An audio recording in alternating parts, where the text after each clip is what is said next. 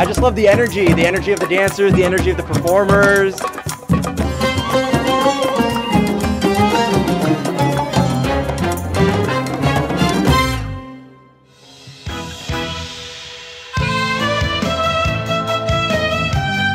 بسیار متنوع بود، رقصاشون با اون لباسهای رنگارنگشون و موزیکی که داشتن خیلی خیلی قشنگ بود. I thought the Khune Takuni was really good.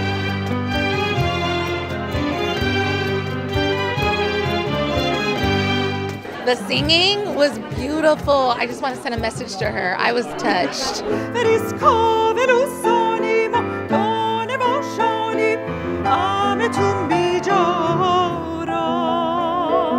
It's amazing, it's beautiful. I was one of Nusha's students when I was like 4 years old until I was in my early teens, and she's amazing. This is beautiful.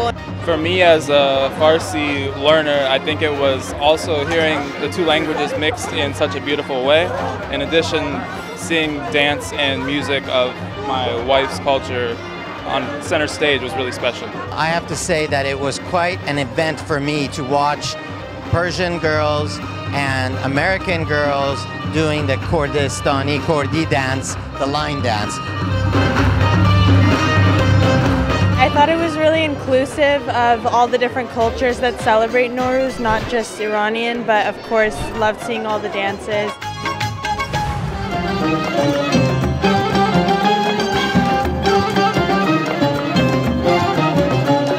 واقعا باعث خوشبختیم بود که تونستم یه سهم کوچکی توی برنامه استوری آف نوروز داشته باشم و بتونم 7 سین رو بذارم. تا حالا برنامه با این کیفیت راجع به نوروز تو آمریکا ندیدم، حتی تو ایران هم نداشتیم. یعنی یک سری بالرینای خیلی حرفه‌ای اومده بودن به بهترین شکل ممکن استوری رو اجرا کردن. الان که قسمت دید و بازدید کلی از دوستان آشنایان اینجا دیدم.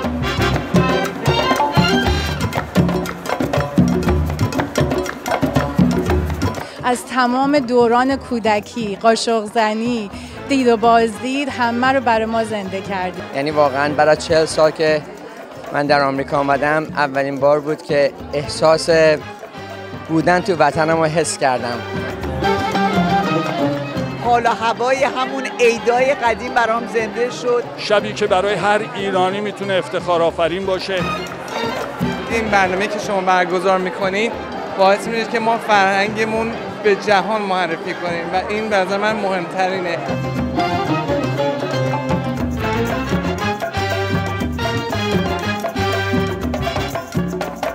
فکر میکنم در تمام این سالها در زمینه نوروز کاری به این زیبایی و جالبی دیده باشم. یونیک بود واقعا. ان شاءالله ادامه پیدا کنه.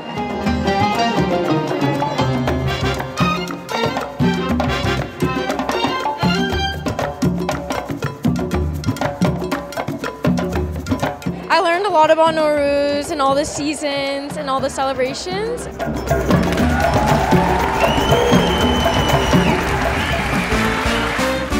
بی‌نظیر و شاهکار، خلاقانه، نسل جوان اینجا هستن، تینیجرها اینجا هستن و چقدر با هیجان اونا داشتن برای من 7 سین رو تعریف می‌کردن و سپاسگزار و قدردانتون هستم نوشا جون و تمام گروهتون که داریم به این زیبایی نوروز رو برای نسل آینده نمایانش میکنیم و نشونش میدیم.